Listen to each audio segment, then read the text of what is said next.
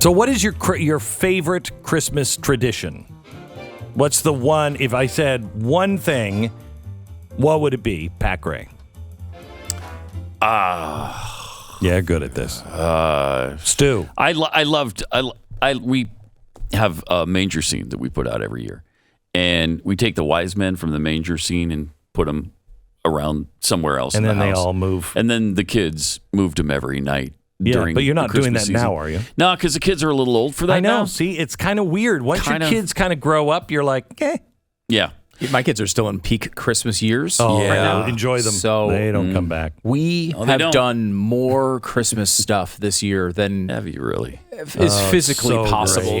Multiple so does it seem per day. Does it feel like Christmas to you then? Oh yeah, I love it. Because to me, it's like, I love Christmas too, but it's kind of like meh. I'm all in. I'm all in this year. Is it because our kids are so old I don't now? know. Maybe. Is that what it is? Maybe. And the world is on fire. That could have something to do with it. Well, and also my kids are on fire, and the world is on fire. So that I makes got it more complicated. I'm going through those beautiful teen years that I remember you having. Mm-hmm. Oh my gosh, fun. Well, you bet. Yeah. I look at these times, and quite often will say, "Remember, Pat and Jackie went through this, and those kids they're not in jail." No.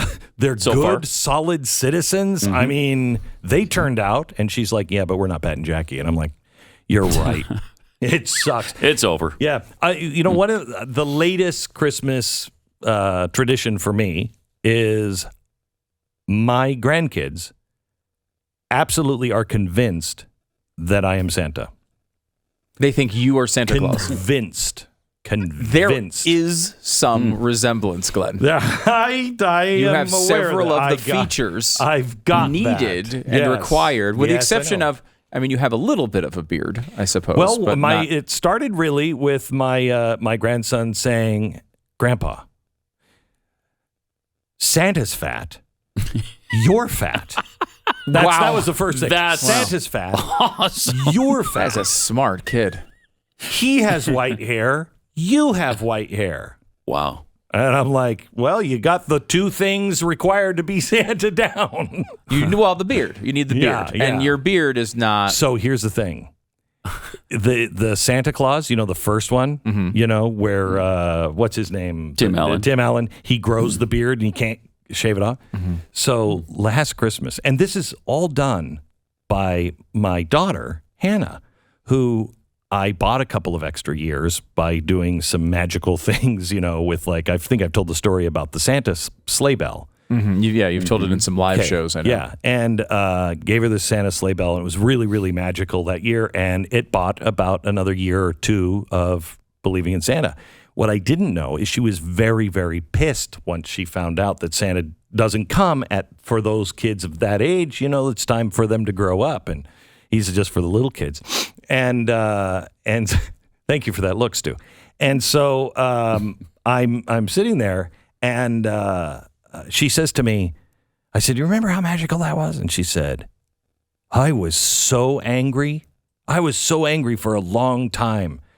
And I was like, "What? Really? What?" And this is after she started telling the grandkids that I'm Santa. She told the grandkids that you are Santa? Oh yeah. Yeah, and we've really piled some logs on it. Last year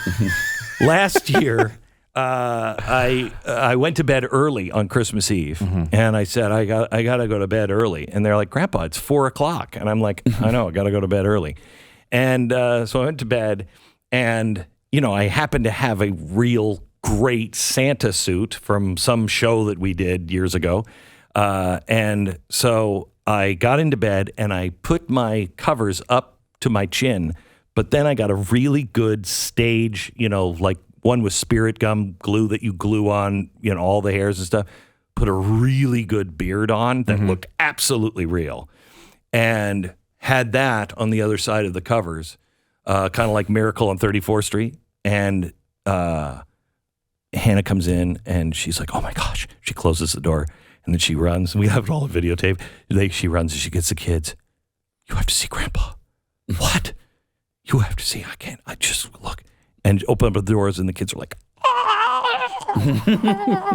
just about freak out. Oh my gosh. Last summer. This is unfair. I know. Last summer, I took that suit And I just put it in a box, and I said, it says Grandpa's secret box. Do not open unless Grandpa dies. Okay. Mm-hmm. And so I put it way up on top. Shocking he even brought death into this story. Put it way up on the shelf. And Hannah goes out, and she's up on a ladder with the kids cleaning the garage. And she's like, what's this? She opens it up, and she's like, oh, my gosh. And then puts it away. And, of course, the kids are like, what's that, Mom? Nothing. Mom, what's in the box? Okay, you can't tell Gaga. And so she opens up the box, and it's the Christmas suit with a little instruction. If I die, put on the suit, and all will be explained. Okay? The kids are crazy. She's like, you cannot tell Grandpa what we just did. I won't. My grandson runs directly into the house, directly to me. I knew you were Santa Claus.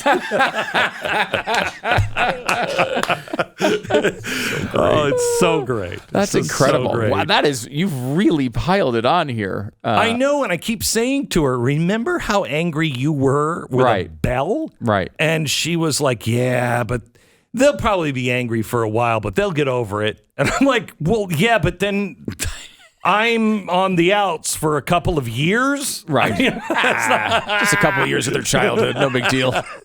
Luckily, I keep telling them I am not Santa. And I stick by that. So you're the truthful one. You're being truthful. Well, I'm saying those words. And those words are accurate. They are completely accurate. I won't tell you what I'm doing this year until next year. But this year, oh my gosh, you couldn't pile it on bigger than this. You couldn't outdo this. You could not outdo this year. And this is the thing. I think this is like unfair for parents around the country in that like Glenn is like gets super into this stuff and is super creative on this stuff. You've told me some stories about past years that and you're just like, oh my God, like the effort that goes into it, and like you're doing this as if you're putting on a stage show, right? Oh, like, yeah. There's a lot for of like planning. 1 million people. There's resources. Oh yeah. You go into it. Oh yeah. Yeah. It's unfair. Yeah. One of the kids was left a Santa glove. And I mean, it's a real Santa glove, red leather and the soft white fur in it. And I don't know how many rabbits died to make this glove. And it took us a long time, but it is Santa's glove. It is Santa's glove. And, but wait. Oh my God. This year, the kids' heads, I think they will explode. I think there's a chance. You know those things that they always like pull in England, hey, Merry Christmas, and they pull that stupid little paper thing and it, I don't know, pops something out. Mm-hmm. I think that's going to happen with their heads. That's what's going to happen to their heads. Stuffing is going to fly out.